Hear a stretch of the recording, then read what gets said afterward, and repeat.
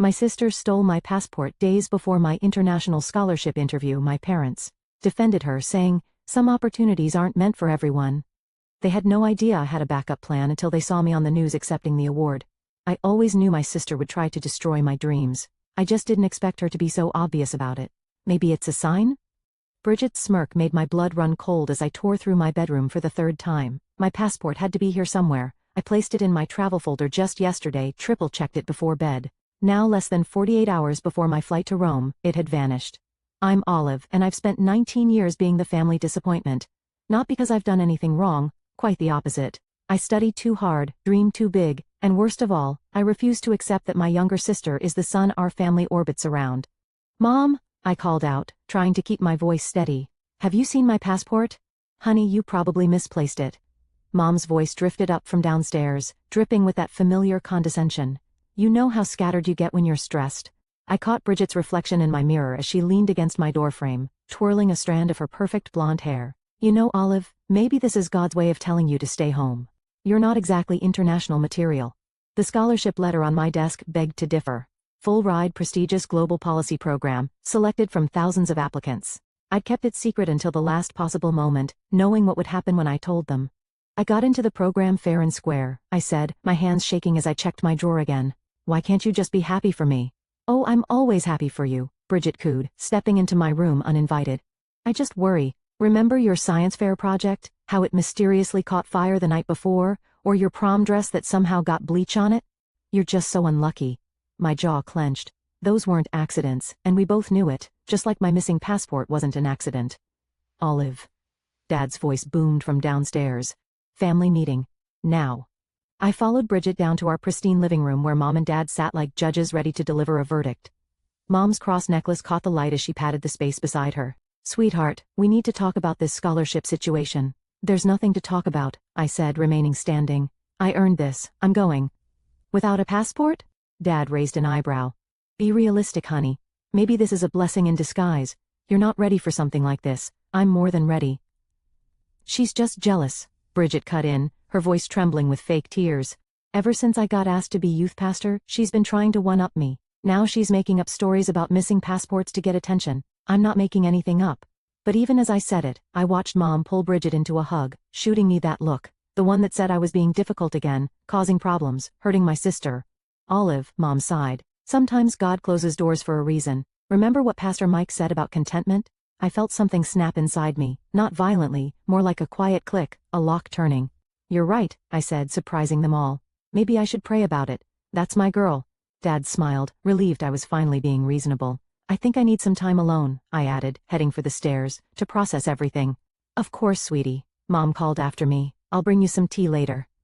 Back in my room, I closed the door and pulled out my phone. My hands weren't shaking anymore as I typed a message to Jamal.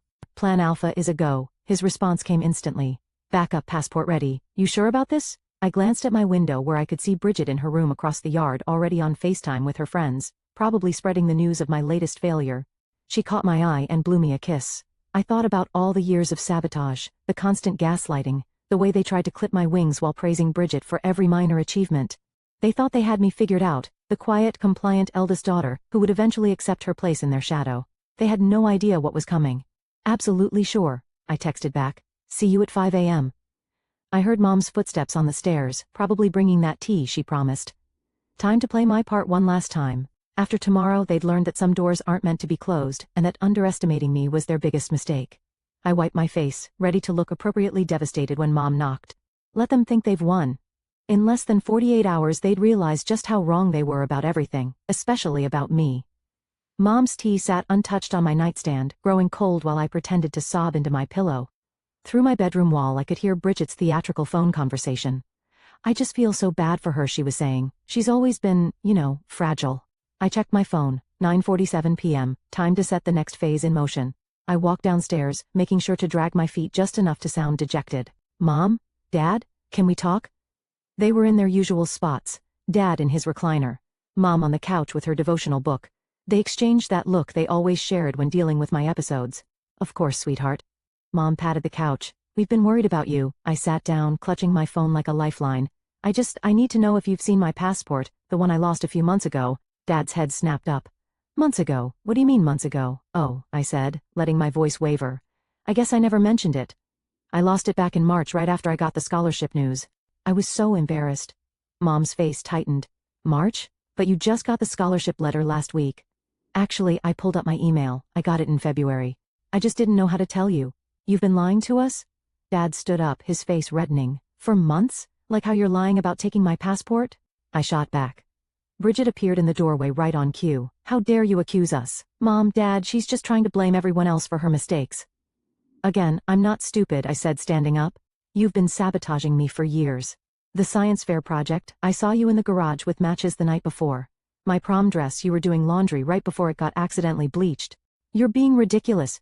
Bridget's eyes filled with tears. Mom, make her stop. Olive, Mom's voice turned sharp, apologizing to your sister right now. No. The word came out calm. Certain. I'm done apologizing for existing. That's enough. Dad slammed his hand on the coffee table. Go to your room until you can show some respect. I turned to leave, then paused. You know what's funny? When I lost my passport in March, I went to get a replacement right away. The office said it would take 6 to 8 weeks to process. The silence in the room was deafening. That was 5 months ago, I continued. Plenty of time for a new one to arrive, don't you think? Mom's face went pale. Bridget stopped fake crying. You're bluffing, she whispered. I pulled out my phone again, this time opening my photos. Here's me at the passport office. Date stamp, March 15th, and here's the receipt. And look, here's the tracking number showing it was delivered in May. If you have another passport, Dad said slowly, where is it? I smiled. Somewhere safe where none of you can get to it. You ungrateful little. Bridget lunged forward, but Mom caught her arm. Olive? Mom's voice trembled with forced calm. If you're planning something foolish, like what? Following my dreams, achieving something on my own? Or did you mean foolish like stealing your sister's passport and lying about it? I never. Bridget started. Save it. I cut her off. I don't need the passport you took. I don't need your approval, and I definitely don't need your prayers.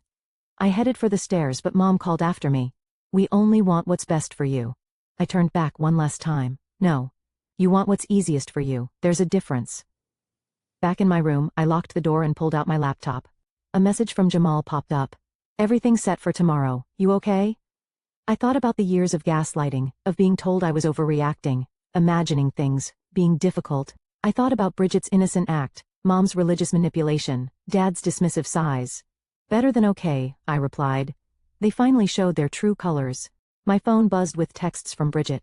You're making a huge mistake. Mom and Dad are really upset. Why do you always have to ruin everything? Please don't do this to our family. I blocked her number. Through the wall I could hear her having another meltdown, Mom and Dad rushing to console her. The golden child's crown was slipping, and she knew it. I checked my hidden backpack one last time. Backup passport, scholarship documents, plane ticket. In less than 8 hours I'd be on my way to the airport with Jamal. Let them think they'd won tonight. Let them believe their perfect family facade was still intact. Tomorrow would change everything. I set my alarm and lay down, not even trying to sleep. The time for being the quiet, understanding sister was over. Tomorrow, they'd learn what happens when you push someone too far, and I couldn't wait. The house was silent at 4:45 a.m. when I slipped out of bed, already fully dressed. I barely slept, but adrenaline kept me sharp as I retrieved my hidden backpack from the crawlspace behind my closet. My phone vibrated. Jamal. Outside in 5. You ready? I took one last look around my room. 18 years of memories, most of them painful. The cross Mom hung over my bed for protection. The family photos where Bridget always stood front and center. The desk where I'd studied late into the night dreaming of escape. On my pillow I left a note. Some doors are meant to stay closed. Don't try to find me. The third stair from the bottom always creaked, so I stepped over it. In the kitchen I could smell coffee. Dad must have set the automatic timer for his morning devotional. The pot burbled quietly like it was keeping my secret. A floorboard creaked upstairs. I froze. Another creak followed by footsteps. Someone was awake. I ducked behind the kitchen island just as Bridget appeared at the top of the stairs. She was heading to the bathroom, her eyes half closed with sleep. I held my breath until I heard the bathroom door click shut. My phone buzzed again. Here. I crept to the front door, turning the handle millimeter by millimeter. The hinges had other plans. They groaned like they were announcing my departure to the whole house. The bathroom door opened. Olive? Bridget's voice was sharp with suspicion. I didn't answer. Instead, I yanked the door open and bolted. Mom! Dad! Bridget screamed. She's leaving. Jamal's car idled at the curb, headlights off. I sprinted across the lawn as lights flicked on upstairs.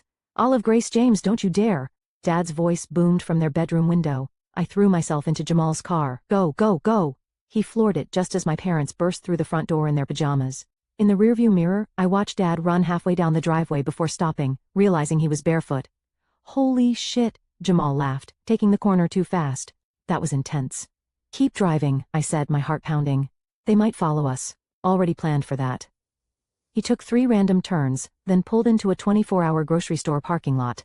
We'll switch to my sister's car. They don't know that one. As we transferred my bags, my phone exploded with notifications. Mom, come home right now, young lady. Dad, you're making a terrible mistake. Bridget, I can't believe you'd hurt our family like this. Mom, we're calling the police. Dad, your mother is crying. Bridget, everyone will know what you did to us. I turned off my phone. You okay? Jamal asked as we pulled onto the highway in his sister's Honda. Better than okay, I said, watching the sunrise paint the sky pink. I'm free. We made it to the airport by 6 a.m. Jamal insisted on walking me to security. You sure about this? He asked. Once you go through those gates, I've never been more sure of anything. I hugged him tight. Thank you for everything. Just promise you'll actually enjoy Rome instead of plotting revenge the whole time. Why not both? I grinned. Going through security felt surreal. Each step took me further from their control, their manipulation, their suffocating version of love. My backup passport worked perfectly. The TSA agent didn't even blink. At my gate, I finally turned my phone back on. Hundreds of messages, dozens of missed calls.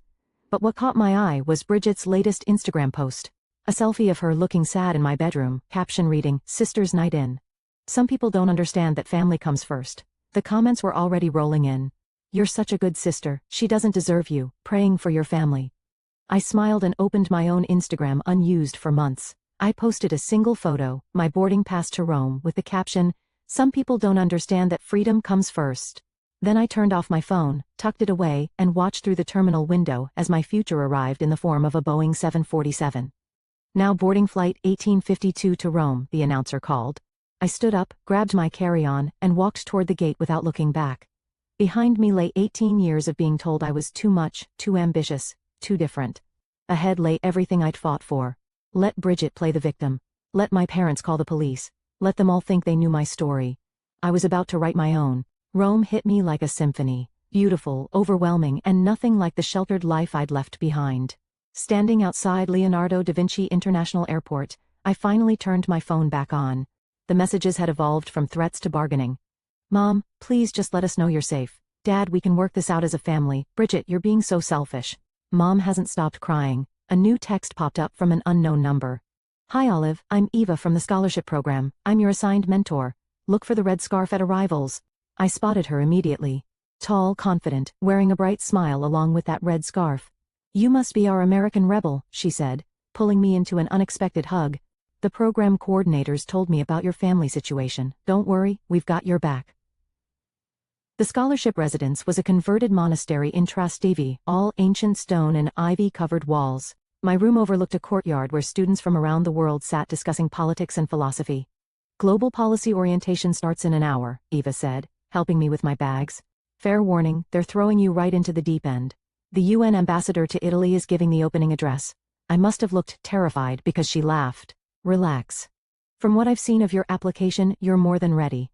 The orientation room was packed with scholars and diplomats. I found a seat near the front trying to look like I belonged. Today's first presenter, the program director announced, is a last-minute addition. Olive from New York will share her analysis of grassroots movements in digital spaces. My heart stopped. What? Eva nudged me. Surprise. I recommended you after reading your application essay. Show them what you've got. Walking to the podium, I thought of all the times Bridget had sabotaged my presentations. How my parents had dismissed my achievements. Not this time. I took a deep breath and began. Social media isn't just changing how we communicate. It's revolutionizing how we organize, protest, and create change. For 15 minutes I owned that room. Questions flew, and I caught them all. The ambassador himself nodded approvingly. Afterward, Eva introduced me to everyone who mattered. Olive's research on digital activism is groundbreaking, she told the program director. We're lucky to have her. My phone buzzed. A local news website from back home had picked up my story. Local students' dramatic path to prestigious scholarship raises questions about family dynamics. The comment section was war. I know this family from church. There's more to this story. Good for her for breaking free. What kind of sister steals a passport? Then I saw Bridget's latest post, a tearful video about praying for those who abandon their families. The comments were less sympathetic than usual. Didn't your sister win some big scholarship? Why would anyone steal their sister's passport? Maybe there's a reason she left. Ava peered over my shoulder. Your sister? The golden child, I said, or she was. Well, she's about to be overshadowed. The program wants to feature you in their international promo video. Filming starts tomorrow. My hands shook as I realized what this meant. Back home they'd be forced to watch me succeed. No more hiding my achievements, no more pretending I was the problem. That night, I sat in the courtyard with other scholars sharing stories over wine and pasta. For the first time, I felt seen, understood, valued. My phone lit up with a news alert. Rising Leader Award nominee announced Olive from New York selected for global innovation. Ava appeared with a bottle of champagne. Congratulations. Though you might want to check your email first. The program director had written, your presentation today was exceptional. We'd like you to speak at the award ceremony next month. International press will be present. I imagined Bridget's face when she saw the news. Mom and Dad trying to explain to their church friends why they never mentioned their daughter's achievements. You're smiling, Eva observed. Thinking about home, thinking about justice, I replied. She clinked her glass against mine. To justice then, and to the family we choose. Under the Roman stars, surrounded by people who celebrated instead of suppressed me, I felt something shift. This wasn't just about revenge anymore. It was about becoming who I was always meant to be. My phone buzzed one last time. A text from Dad. We saw the news. We need to talk. I turned off my phone and rejoined the group where someone was proposing a midnight tour of the Colosseum. Let them squirm. Let them wonder. Let them watch. I was done hiding my light. And now our special international segment. The news anchor's voice filled my family's living room back in New York. A remarkable story of academic excellence and perseverance. Through Jamal's group chat updates, I could picture the scene perfectly. Mom dropping her coffee mug, Dad frozen in his recliner. Bridget's perfectly curated mask cracking as my face appeared on their TV screen. Olive from Westchester, New York has been named this year's Rising Leader Award recipient, the anchor continued. Her groundbreaking work on digital activism has caught the attention of global policymakers. The camera cut to my interview filmed in front of the Trevi Fountain. I'd worn red, Bridget's signature color, just to twist the knife. Success isn't about proving others wrong, I said on screen, looking directly into the camera. It's about proving yourself right. Sometimes the people closest to you can't see your potential. That doesn't make it any less real. Jamal's text came seconds later. Holy shit. Your sister just stormed out. Your mom's trying to call the station to correct some misinformation. The local Facebook groups were exploding. Isn't that the James family's daughter? Their church always made it sound like she was troubled. My kid went to school with her sister Bridget. There were rumors. I watched it unfold through social media. Bridget's carefully constructed image was unraveling in real time. You said she wasn't going anywhere. Bridget's voice echoed through their house according to Jamal's play-by-play. You said she'd fail. Mom's damage control started immediately. She posted in the church group, so proud of our Olive. We've always supported her dreams. Proud mama. The comments were merciless. Wasn't this the daughter you said was finding herself? Didn't your other daughter post about her abandoning the family? Pretty sure you told my wife she was lost last Sunday. Dad tried calling again. Olive, please. Your mother's reputation at church. I let it go to voicemail. Bridget's Instagram followers were jumping ship. Her latest tearful video about family loyalty backfired spectacularly. Didn't you steal her passport? My cousin goes to your school. Everyone knows what you did. Maybe focus on your own achievements instead of sabotaging others? She deleted the video, then her entire account. Ava found me watching the chaos unfold from my apartment balcony. Your phone's been buzzing for an hour.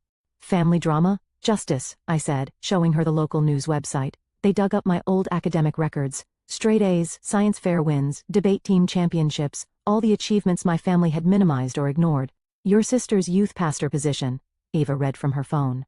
They're reconsidering it due to character concerns. I hadn't planned that part, but karma has its own agenda.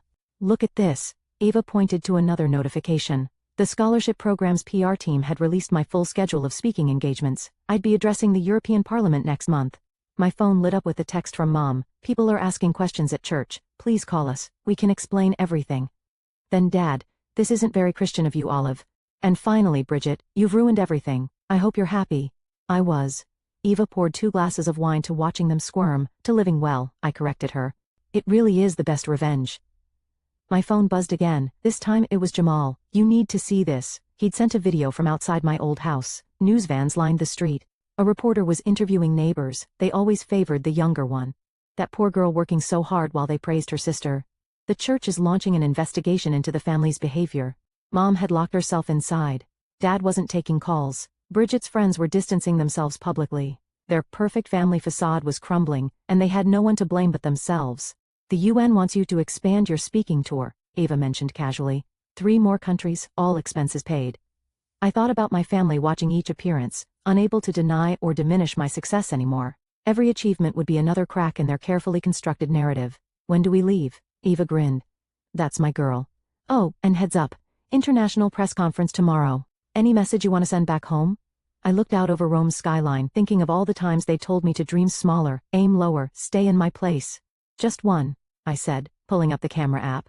Sometimes the black sheep of the family turns out to be the only one who saw things clearly. I posted it with a photo of me at the Colosseum. Red dress glowing in the sunset, success written all over my face. Let them choke on it. The press conference room buzzed with energy as cameras flashed. Eva stood beside me, whispering last-minute advice. Remember, you're not just a scholarship recipient anymore. You're a symbol. Miss Olive, a reporter called out, your research on digital activism has caught the UN's attention, but there's also significant interest in your personal story. Would you care to comment on the family situation that's gone viral? I leaned into the microphone thinking of all the times I'd been silenced. My story isn't unique. Many young people face family dynamics that suppress rather than support their ambitions. The difference is I refuse to accept that suppression as love. Your sister recently posted that you're twisting the narrative for attention. Your response? I think the evidence speaks for itself, I said, pulling up a presentation slide. Here's my academic record. Here's my passport application timeline. Here's the security footage from my high school showing my sister tampering with my science fair project. I didn't create this narrative, I just stopped hiding it. The room erupted with questions. Through the live stream comments, I could see my hometown reacting in real time. Sources say your parents are claiming they always supported your dreams, another reporter pressed. Yet we have multiple church members stating otherwise. I have 18 years of receipts, I replied calmly. Would you like to see them? Back home, Bridget's carefully constructed world was imploding. Jamal sent me clips from her latest youth group meeting. How can you teach us about integrity? One teen challenged her. Didn't you steal your sister's passport? My mom says we need a new youth leader. She'd run out crying. For once, her tears weren't getting her what she wanted. Mom's desperate attempts at damage control only made things worse. She'd posted a long Facebook statement about supporting both our daughters equally, until someone shared screenshots of her previous posts dismissing my achievements. The church board called an emergency meeting. Dad stopped showing up for his men's prayer breakfast. Their social standing was crumbling. Breaking news, my phone alert chimed. Global Policy Initiative expands youth leadership program, names Olive as program ambassador. Eva nudged me. They're offering you a permanent position after graduation, full diplomatic status. I thought of all the times my parents had insisted I'd never succeed outside their protective bubble. Now I was being offered a career they couldn't even comprehend. One more question, a reporter called out. Your sister's recent video suggested you're punishing the family, are you? No, I said firmly. I'm succeeding. They're just not used to that. After the conference, Eva showed me the latest stats. My story had gone beyond viral. It was becoming a movement. Why Black Sheep success was trending. Check your email, she said, grinning. The White House Youth Leadership Summit wants you as their keynote speaker. I opened my laptop to find hundreds of messages from young people sharing similar stories. My family tried to stop me from going to college. They always favored my brother. You gave me courage to apply for that scholarship. Then I saw it, an email thread titled, Family Updates. Mom had created it years ago to share Bridget's achievements with relatives. I'd never been mentioned. I clicked reply all and attached my latest interview clip. Sometimes love doesn't feel like love at all. Sometimes it feels like control, like suppression, like constant reminders to be less so someone else can be more. That's not love. That's abuse dressed up as protection. Send. Within minutes, relatives I hadn't heard from in years started responding. We had no idea. Your parents only ever talked about Bridget. This explains so much, Jamal texted. Your mom just left church in tears. The pastor's wife refused to sit with her. Bridget got removed from the youth leadership program. His next message read, officially for personal reasons. Your parents only ever talked about Bridget.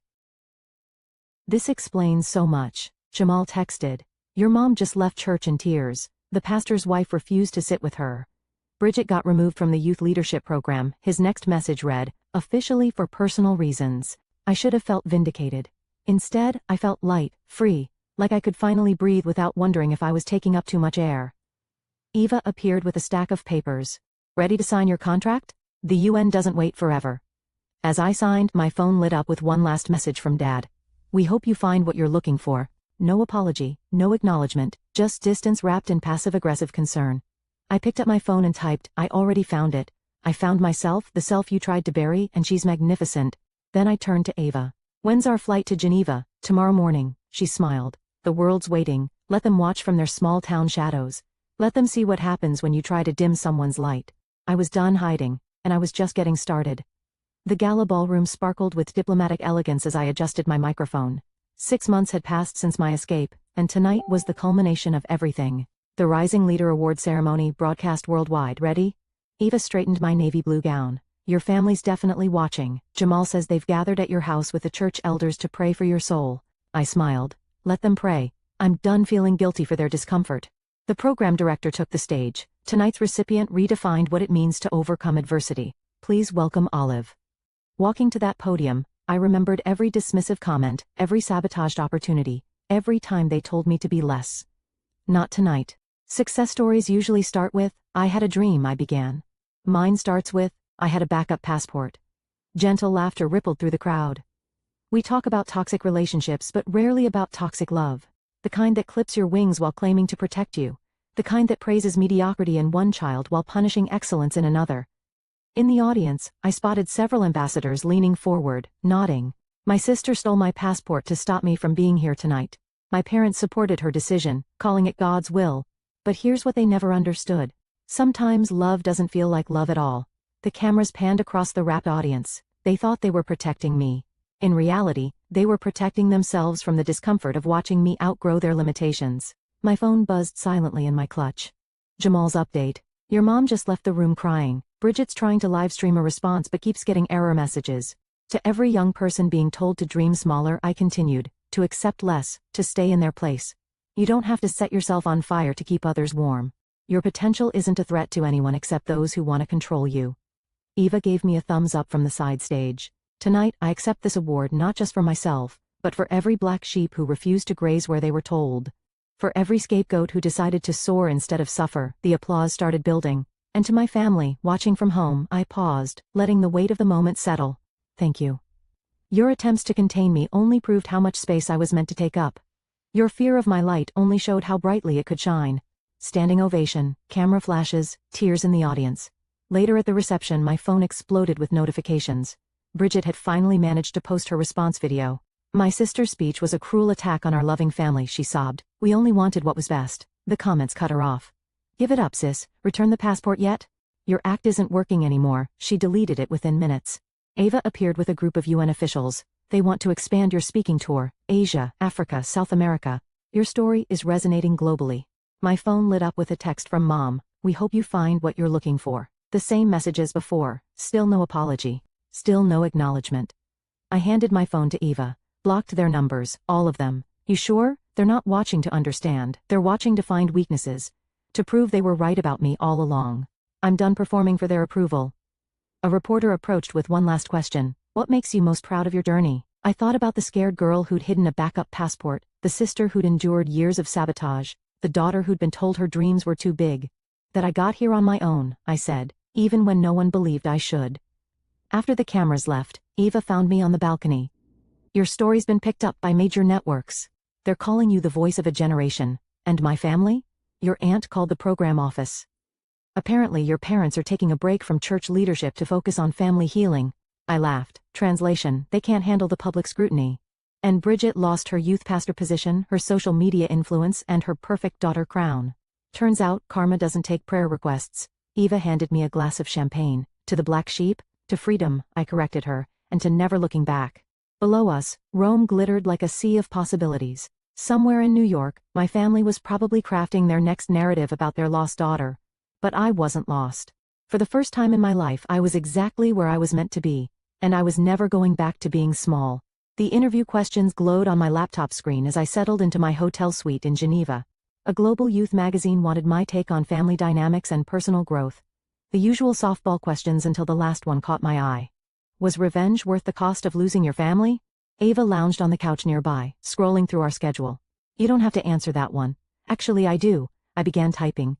"Revenge implies I acted out of spite. I simply stopped accepting their version of love as the only version possible.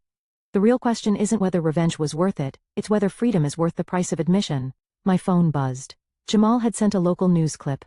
My parents' church was splitting over differing interpretations of family values. The pastor who'd once praised their parenting had publicly questioned their methods. Your mom tried joining a new church, Jamal texted. They Googled her first. I should have felt triumphant. Instead, I felt nothing. No satisfaction, no regret, just peaceful detachment. Miss Olive, a knock at my door. The UN Secretary General moved up your meeting. Cars waiting downstairs. Eva grabbed her tablet. Ready to change some policies? Almost. I turned back to the interview. Success isn't sweet revenge. It's proof that their limitations were never mine. Their small dreams were never my ceiling. Their fear was never my future. The hotel lobby bustled with diplomatic activity. As we waited for the elevator, I noticed a mother and daughter arguing nearby. But I don't want to be a lawyer, the girl protested. I want to study art. We're not having this discussion, the mother hissed. Family tradition. Excuse me, I found myself saying. Both turned, recognizing me instantly. You're that speaker, the mother said. The one whose family tried to clip her wings. Yes. I turned to the daughter. Let me guess. They say they're protecting you? The girl nodded, wide-eyed. Protection that feels like a cage isn't protection at all. I handed her my card. Email me, I know some great art schools in Rome. The mother opened her mouth to object, then stopped, something shifting in her expression. In the car, Eva raised an eyebrow. That was new. Maybe that's the real revenge, I said, helping others avoid what I went through. My phone lit up with a notification. Bridget had posted for the first time in months to my sister. I'm sorry, not for the cameras, not for likes, just sorry. I was wrong. Comments poured in, character growth, finally some honesty, takes courage to admit fault. I clicked her profile. Her bio had changed, learning to celebrate others' light instead of trying to dim it. Are you going to respond? Eva asked. No. I put my phone away. Her growth isn't my responsibility anymore. At the UN building, an aide rushed up. The Secretary General asked if you'd share your personal story before discussing policy. I thought about that scared girl with a backup passport, about Bridget's first genuine apology, about that mother in the lobby reconsidering her stance. Tell him I'll share something better, I said. I'll share what comes after survival. That evening, back in my suite, I opened my laptop to finish the interview. People ask if revenge was worth losing my family, but that assumes family is only blood and binding ties. Sometimes family is the friend who helps you escape, the mentor who sees your potential, the strangers who become your strongest supporters. Sometimes family is choosing yourself when no one else will. And sometimes the greatest revenge isn't making them sorry. It's making them irrelevant to your happiness. I hit send, then walked to the window.